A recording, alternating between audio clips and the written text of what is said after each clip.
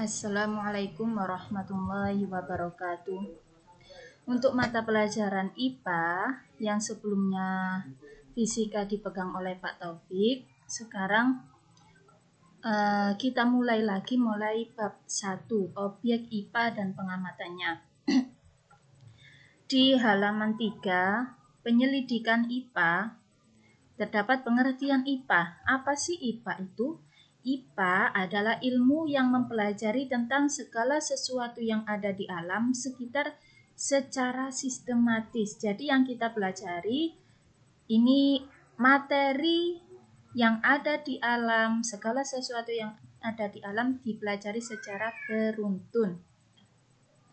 Kegunaan belajar IPA memahami berbagai hal di sekitar kita, menyelesaikan masalah, berpikir logis dan sistematis, meningkatkan kualitas hidup. Nah, untuk proses penyelidikan IPA, kita membutuhkan pengamatan. Kemudian, membuat inferensi dan mengkomunikasikan. Di LKS kalian, membuat pengamatan berarti kita ketika mengamati, kita melibatkan panca indera, melibatkan alat-alat. Nah, selain panca indera, apa alat-alat yang akan dipakai? Misalnya pada saat pengukuran, kita menggunakan mistar, kemudian menggunakan timbangan. Ada ketika mengukur suhu, kita menggunakan termometer.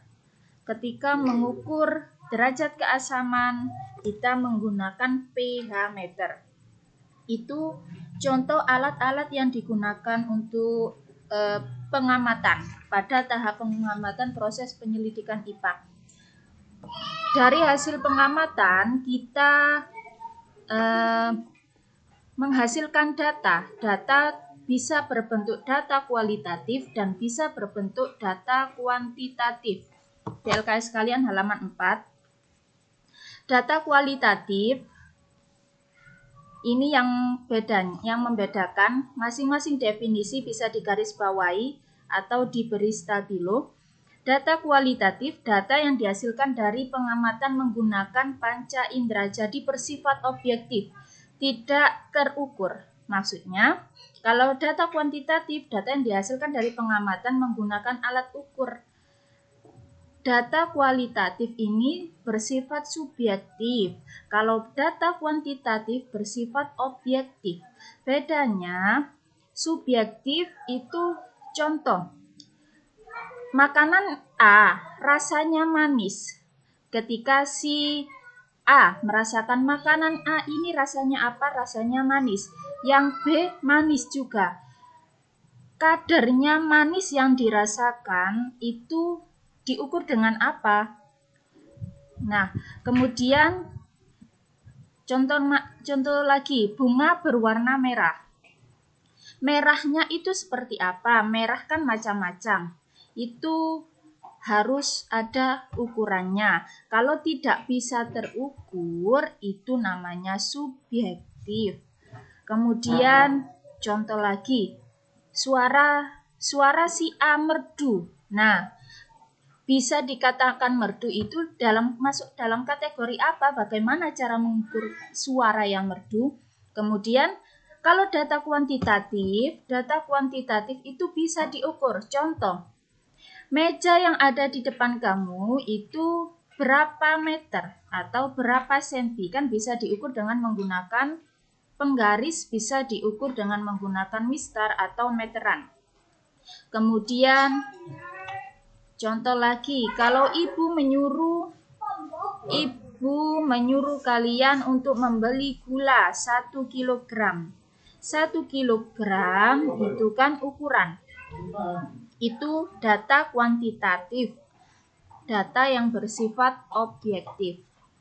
Kemudian dari data tersebut, dari pengamatan, kemudian muncul data, apakah data tersebut masuk data kualitatif atau data kuantitatif.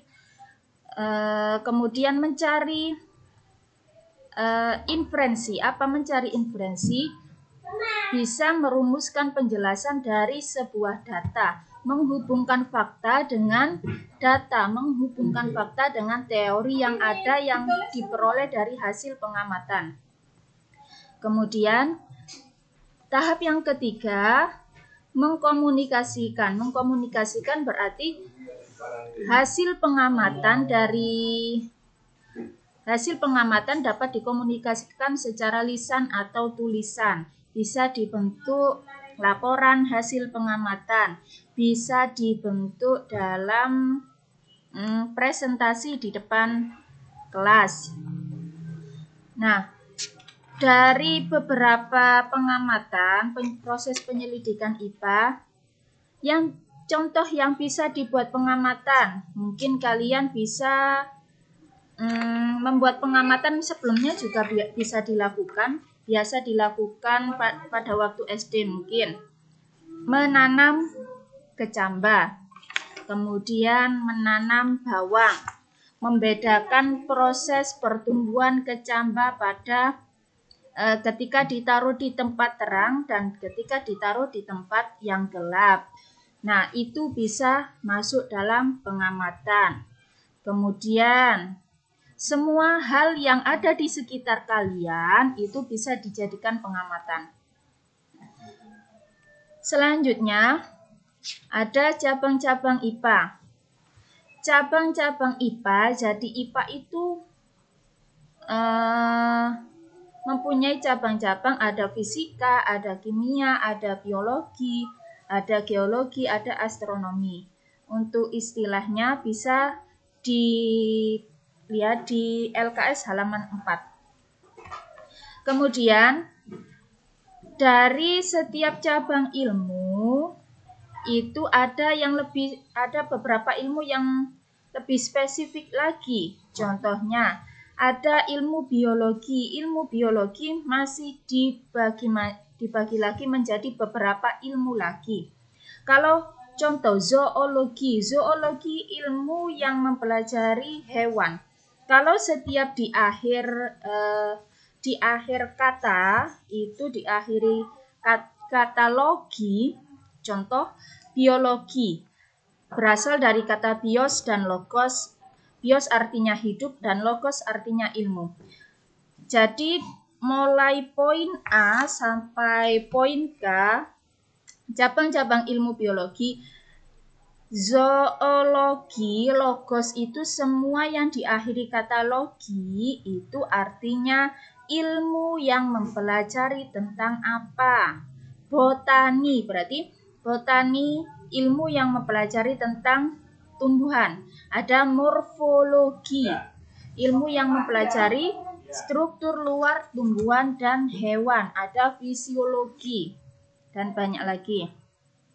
Kemudian selanjutnya ada kerja ilmiah dan metode ilmiah.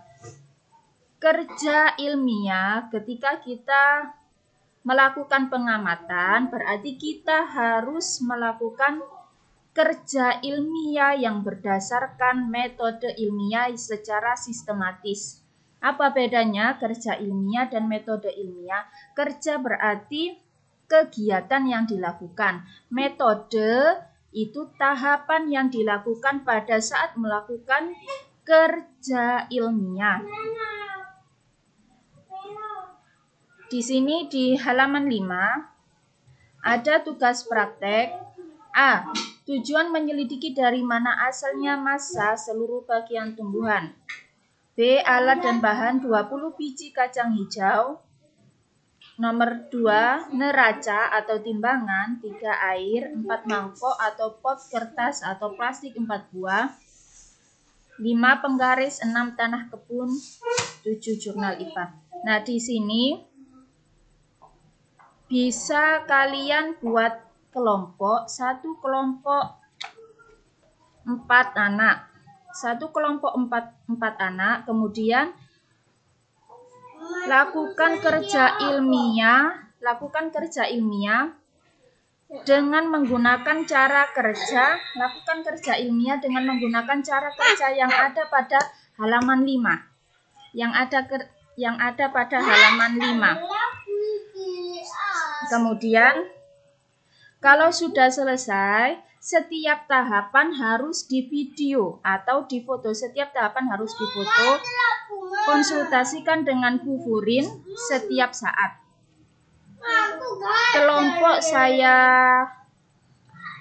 Kelompok saya tulis di WA setiap kelompok 4 anak. Kemudian buatlah data atau hasil penelitian seperti yang ada di halaman 5, di LKS halaman 5 ini tabel. Ada rata bulan ke-1 setelah ditanam, bulan kedua setelah ditanam. Ini proyek tugas proyek kalian yang membutuhkan waktu yang lama, jadi tidak bisa langsung jadi dalam 2 hari, 1 hari, tidak bisa. Ini membutuhkan kerjasama antar anggota kelompok. Untuk kegiatan pengamatan ya setiap hari pada kelompok harus dilaporkan pada Bu Furin dalam bentuk foto, dilaporkan di WA Group. Terima kasih. Selamat belajar. Wassalamualaikum warahmatullahi wabarakatuh.